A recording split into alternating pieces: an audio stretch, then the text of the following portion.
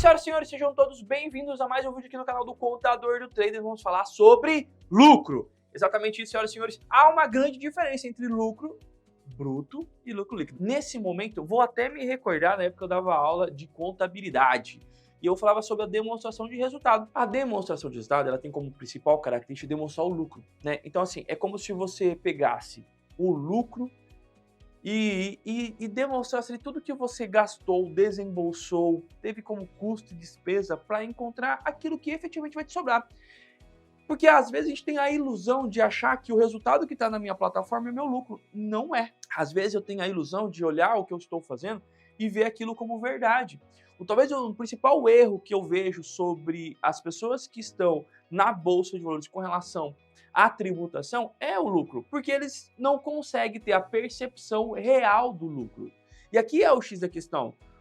Por que eu defendo que as calculadoras, que são um software que fazem cálculo aritmético fáceis e difíceis, ela foi programada para isso, mas ela não consegue demonstrar para você. E você tem que confiar naquilo. Por exemplo, se em algum momento a calculadora fizer algum cálculo errado, se em algum momento a calculadora passar desapercebida alguma coisa, você nunca vai pegar.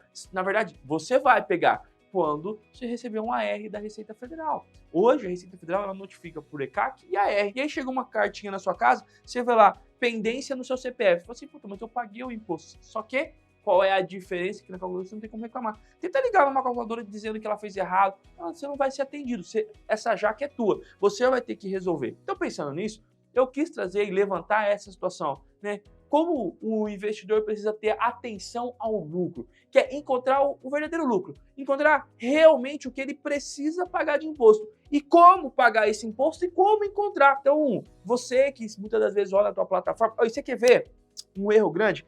Às vezes quem faz day trade é mais fácil. Vou repetir. Às vezes quem faz day trade é mais fácil você ter a percepção do lucro. Até porque muitos quem começa no day trade tem mais prejuízo. Mas é mais fácil porque você vai lá na tua plataforma, lá, resultado do dia.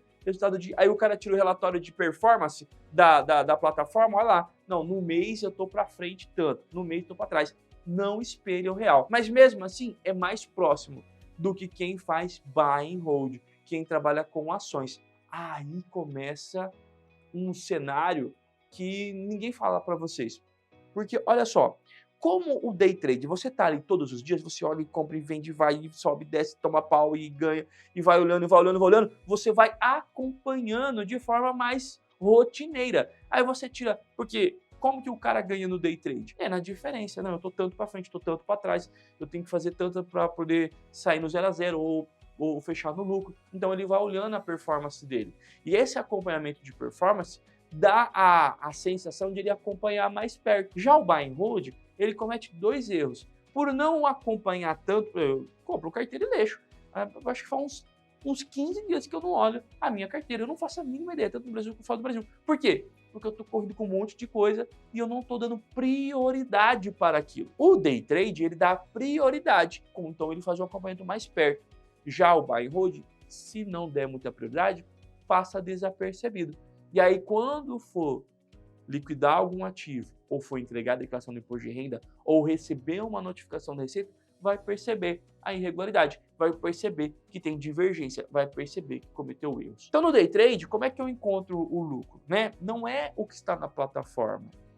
E aí entra a demonstração de resultado. É eu encontrar a diferença entre o quanto eu ganhei e o quanto efetivamente vai me sobrar.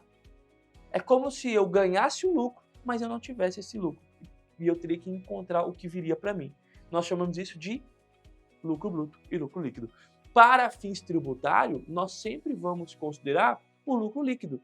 E do lucro líquido, nós vamos também ter abatimentos. Então, é como se você fosse percebendo que até ir filtrando até chegar ao valor do imposto pago. Vamos começar com o lucro. O lucro está lá na minha plataforma ou no meu home broker. É aquele que é para mim? Não é. Por quê?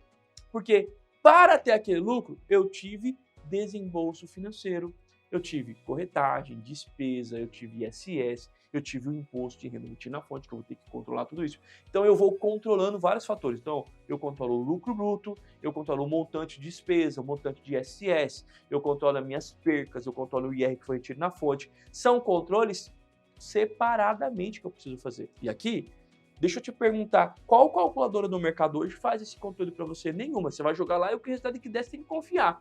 E você não consegue ter a percepção ou a visão daquilo tá certo ou não. E tá tudo bem, porque não vai fazer diferença para você. Eu concordo. Sabe quando vai fazer a diferença? É quando você for questionado qualquer situação desse separadamente. Aí vai levantar um trabalho extra, a calculadora não vai te dar. Você não vai ter auxílio e você vai ter que rever, achar uma forma. Aí você vai procurar um contador, provavelmente esse contador vai ter dificuldade, porque hoje a maioria dos contadores não consegue ter essa percepção.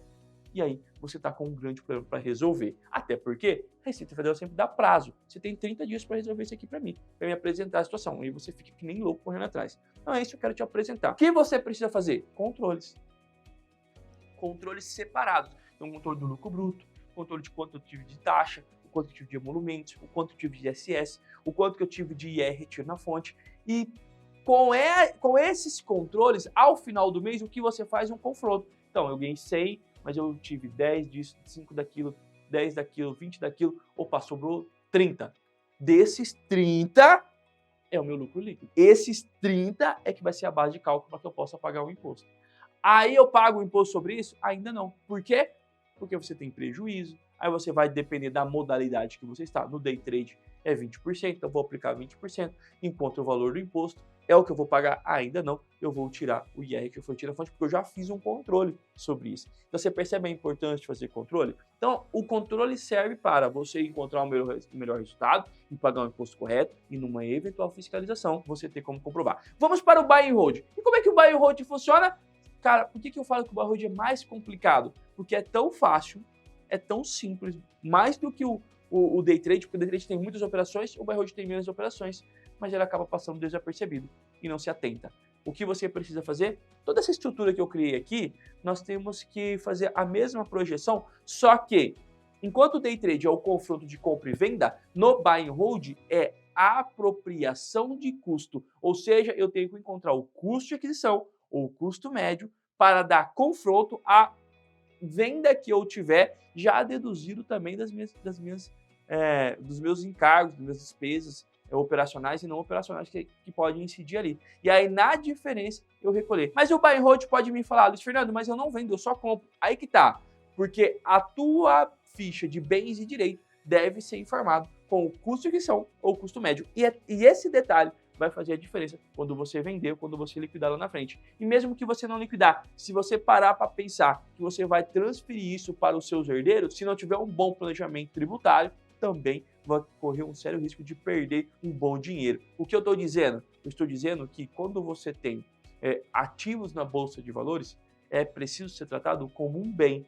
E bem, quem que consegue te ajudar a cuidar de um bem? Um profissional da área. Eu acho que o contador cada vez mais vem se fortalecendo, principalmente com as mudanças que vamos ter a partir de agora. Então entenda que o lucro que você tem em plataformas do day trade não é o real lucro.